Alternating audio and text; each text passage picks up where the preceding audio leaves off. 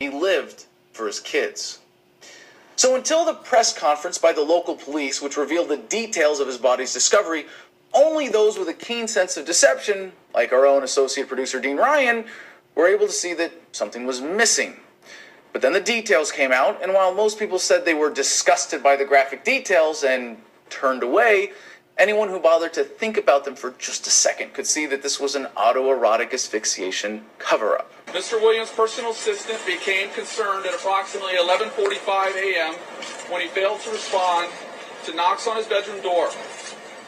At that time, the personal assistant was able to gain access to Mr. Williams' bedroom and entered the bedroom to find Mr. Williams clothed in a seated position, unresponsive, with a belt secured around his neck, with the other end of the belt wedged between the closed closet door and the door frame.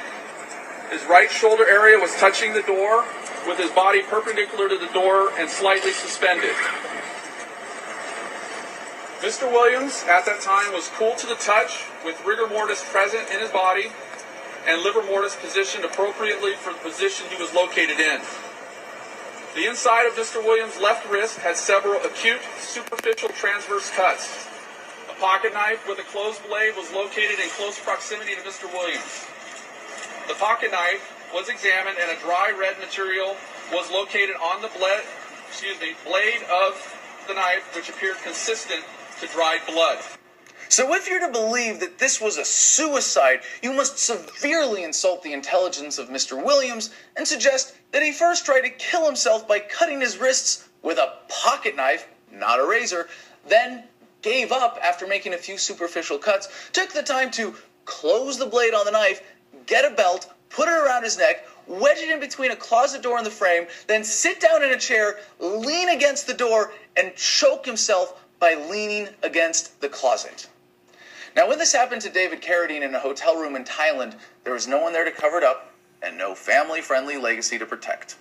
While much of the focus has been on Williams' battle with depression and addiction, not so much has been paid to the thrill-seeking nature of his addictions or his relatively recent open-heart surgery, which may have left him more vulnerable to accidental asphyxiation.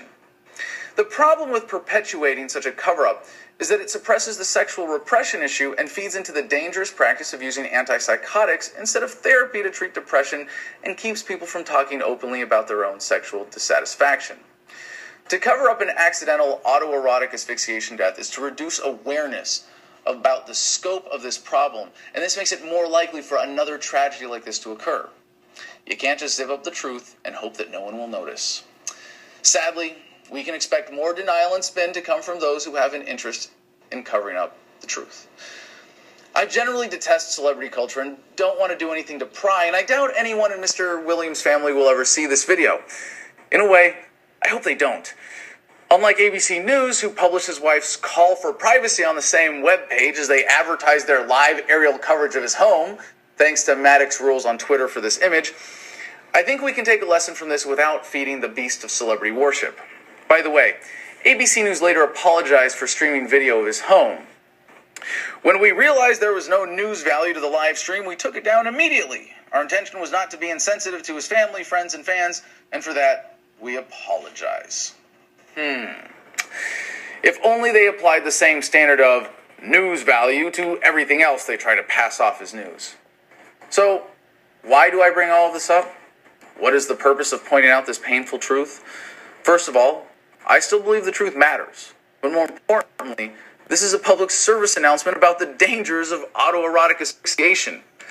Thousands of people die from these accidents every year, but we don't even know how many countless more die this way who have had it covered up.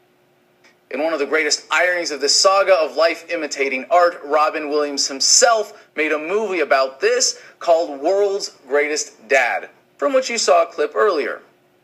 Here's a summary of the plot from Wikipedia.